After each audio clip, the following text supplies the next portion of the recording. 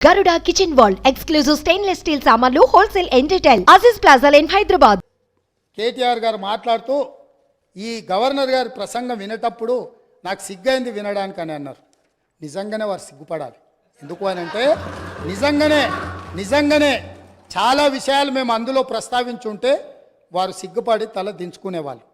మేము ఎందుకంటే ఇప్పుడే ఎందుకు అన్ని నిజాలు కఠోరమైన సత్యాలను మొదటి సభలోనే ఎందుకు ఇంకా సుదీర్ఘంగా చర్చ జరగాలి, ఈ చర్చల ద్వారా ప్రజలకు తెలియాలని కొన్ని విషయాలు గవర్నర్ గారి ప్రసంగంలో పొందుపరచలేదు.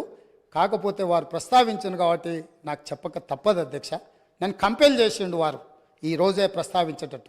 నేను ఒక్క మాట మీ ద్వారా అడగదలుచుకున్నాను అధ్యక్ష. ఈ రాష్ట్రంలో జరుగుతున్న ఇసుక దోపిడీలో వాళ్ళ పాత్ర లేదా?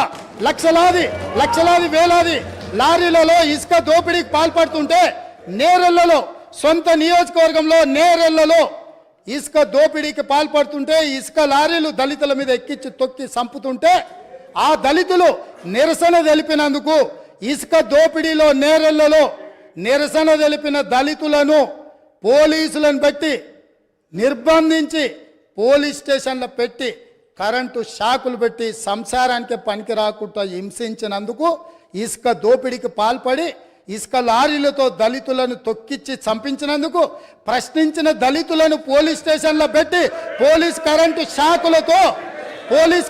షాకులతో కొట్టి సంసార జీవితానికి పనికి రాకుండా చేస్తే తెలంగాణ రాష్ట్రం ఇచ్చిన లోక్సభ స్పీకర్గా మీరా కుమారి గారిని మా మిత్రుడు పొన్నం ప్రభాకర్ గారు ఆ దళితులను పరామర్శించడానికి తను చట్టం చేసి బిల్లు పాస్ చేసి తెలంగాణ రాష్ట్రం ఇచ్చిన మీరా కుమారి గారు ఆ కుటుంబాలను పరామర్శించడానికి వస్తే పోలీసులను పెట్టి